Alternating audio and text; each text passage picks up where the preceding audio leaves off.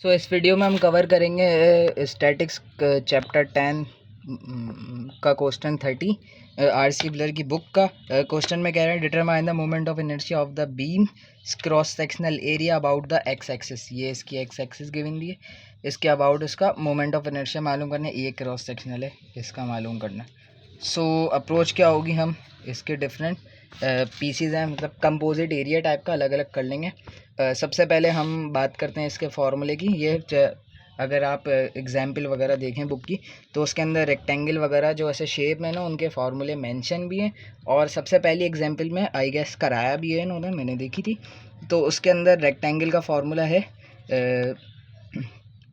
अगर ये vertical height है, ऐसे है, इसकी ये बेस बी है और इसकी हाइट एच है।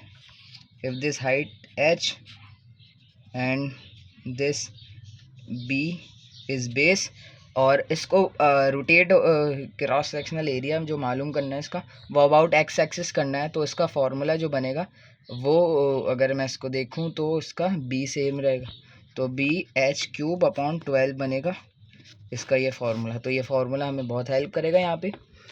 तो मैंने इस क्रॉस सेक्शनल को ब्रेक कर दिया, ये और ये आइडेंटिकल है और ये पार्ट आइडेंटिकल है, तो मैंने इसको नंबरिंग दे दी, इसको 1 बोल दिया, इस तो ये भी 1 हो गया, आइडेंटिकल है इस वजह से। ये क्रॉस सेक्शनल है, फाइंड करना है इसका एरिया, और इनको 2 बोल दिया, आइडेंटिकल है तो इसलिए दोनों 2 हो गए। फिर इसके ये एक्स एक्सिस है और ये वाई एक्सिस है, तो ये जो इसके सेंटर पॉइंट है, ये इसको मैंने पॉइंट आउट के लिए ऐसी एक मार्किंग कर ली। पता चल जाएगा क्यों। अच्छा, पैरेलल थ्योरम की बात कर रहे थे हम, कि पैरेलल थ्योरम में ये फार्मूला हमें कि आई एक्स और फिर ये आई एक्स बार जो है वो हमारे इसका सेंटर ऑफ मास पे, अगर रेक्टेंगल है तो मैंने इसका भी फार्मूला मेंशन किया, वो इसके सेंटर ऑफ मास से, अगर इसकी आर्बिट्ररी एक्सिस है, ये वाई ये एक्स है, तो इसका फार्मूला एप्लीकेबल होता है। अगर ये इस वाई एक्सिस से जितना दूर है वो फिर ये डी वाई स्क्वायर हो जाएगा, और फिर ये इसका एरिया जो है, इस क्रॉस सेक्शनल का एरिया आ जाएगा। May be you can relate about, तो इसका एरिया मुझे पता है आई एक्स, इस आई एक्स बार का ये मैंने लिख दिया। ओ एरिया मैं निकाल सकता हूँ लेंथ इंटू ब्रेड्थ, और मोमेंट मुझे इसका पता है रेक्टेंगल का, ये मैंने मेंशन कर दिए, आप याद कर लें, इसको बहुत हेल्प करता है। और एरिया और डी वाई स्क्वायर, अब मैंने इस फिगर को जो है ब्रेक करा था 1 और 2 पार्ट में, तो 1 के लिए पहले मैं मोमेंट कैलकुलेट करूँगा, फिर 2 के लिए कैलकुलेट करूँगा, और 2 हैं, मतलब 2 पार्ट हैं सेम आइडेंटिकल है, तो 2 से मल्टीप्लाई कर दूँगा, फिर ऐड अप कर लूँगा सबको। तो ये स्ट्रेटजी होगी। 1 को सॉल्व करेंगे पहले, फार्मूला मैंने आपको बता दिया मेंशन करा के। अच्छा, 1 के लिए आई एक्स बार जो है फार्मूला तो यही रहेगा, बी एच क्यूब अपॉन 12, तो इसकी ये बेस 15 है, और एच मेरे पास कितना है, एच में अगर देखूँ ये 100, ये 50, 150 हो गया, ये 50 200, और फिर 100 हो गया 300। तो बी हमारे पास है 15 और इसकी हाइट मेरे पास है 300, तो बी आ गया 15 और 300 का क्यूब अपॉन 12, तो मैंने यही लिखा 15 300 का क्यूब अपॉन 12। और अच्छा, प्लस के बाद एरिया ऑफ दिस रेक्टेंगल का एरिया मालूम करना है। तो एरिया क्या है मेरे पास 15, इसकी थिकनेस, और हाइट कितनी निकाली 300, तो 50 इंटू 300 ये हो गया हाइट, इंटू ब्रेड से भी निकल आएगा ईजिली। और मैंने बताया था कि इसका एक्सिस से कितना डिफरेंस है, ये जो मैंने बताया था, ये आपकी एक एक्सिस होती है और फिर उसका दूसरी एक्सिस के साथ कितना फासला है, तो ये मुझे एक्स पे कैलकुलेट करना है। तो अगर मैं इसको देखूं, मुझे मालूम करना है ये पॉइंट, ये किस पे है, एक्स एक्सिस पे ही लाई कर रहा है, इसका कोई डिस्टेंस नहीं है एक्स एक्सिस से, तो मुझे यही चेक करना था, मैंने तभी ये पॉइंट मार्क करे। ये इसके सेंटर ऑफ मास भी हो सकते हैं, सेंट्रॉइड भी हो सकते हैं, डेंसिटी अगर सेम है, you all know about very well after covering the chapter 9, जो कि आप कर चुके होंगे।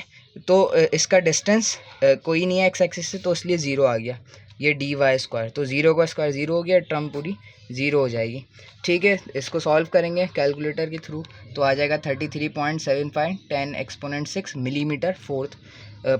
तो अब सेकंड को सॉल्व करेंगे हम, इस पीस को, सेकंड रेक्टेंगल को। तो इसकी बेस क्या होगी मेरे पास, 60 + 60, 60 + 60 120 हो गई बेस, तो बेस 120 आ गई, और इसकी हाइट 15 है, तो 120 और 15 का क्यूब और डिनोमिनेटर में 12 आ जाएगा। अच्छा, प्लस की बात करें, इसका एरिया मेरे पास है, तो ये सिंपली ऐसे भी आ जाएगा ब्रेथ इंटू हाइट से, तो 120 इंटू 15 से, तो ये आ गया। अब इसका डिस्टेंस, डी वाई डिस्टेंस जो मालूम करना है एक्स के थ्रू है, क्योंकि अब ये एक्स एक्सिस से डिस्टेंस मालूम करना है इस पॉइंट का, ये मैंने बताया। तो ये आपको ईजिली मेंशन दिया गया है। अगर मैं इसको ये देखूँ, ये सेंटर से ही गुजर रहा है और इसका डिस्टेंस दिया हुआ है 15, ईजिली 15 का स्क्वायर हो जाएगा मेरे पास। ये फार्मूला आपको यूज़ करना आ गया कि मुझे इसके अबाउट, अगर ये देखो ना, ये ऐसा एक्सिस थी, इसके अबाउट पैरेलल थ्योरम का ये फ़ायदा है कि इस एक्सिस, ये एक्स वाई, तो अगर मुझे एक्स प्राइम के अबाउट निकालना है या वो, तो ये ऐसे कैलकुलेट कर सकते हैं हम। सो ये मेरे पास आ गया। इसके एक्स के अबाउट निकालना है तो एक्स प्राइम का, ये इसका एक्स सी भी बोलते हैं क्योंकि इसके सेंट्रॉइड या सेंट्रोमास पे होता है। इसको हम सॉल्व करेंगे तो ए एक्स इस 2 आ जाएगा मेरे पास 4.5337 एक्सपोनेंट 6 मिलीमीटर की पावर 4। तो इसको 2 से मल्टीप्लाई करा देंगे, फिर एडअप करेंगे, या एडअप करके 2 से मल्टीप्लाई कर दें। अगर 2 लिखेंगे, 2 कॉमन ले लिया, मैथमेटिकल।